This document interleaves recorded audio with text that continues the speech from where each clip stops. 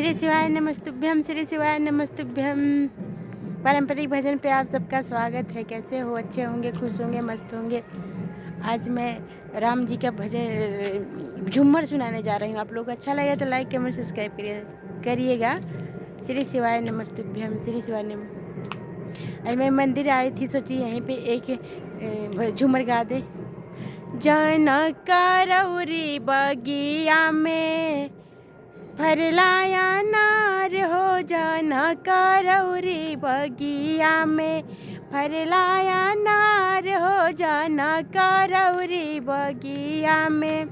कहिए तूरे ले कहिए डाढ़ी निहुरावेले, कहिए तूरे ले कहिए डाढ़ी निहुरावेले। केकराहिया चारा में लागे गईले दाग हो, जनक रौरी बगिया में फरलाया नार हो, जनक रौरी बगिया में फरलाया नार हो, जनक रौरी बगिया में। राम तूरे ले लक्ष्मण डाढ़ी निहुरावेले, राम तूरे ले लक्ष्मण दाढ़ी निहुरावेले।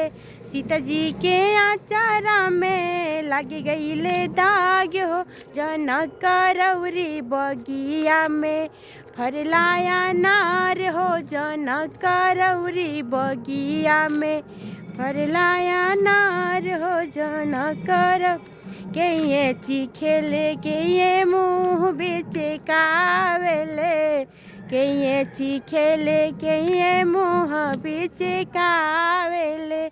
केकराही मनवा में खुशियाँ पार हो, जनक रौरी बगिया में फरलाया नार हो, जन।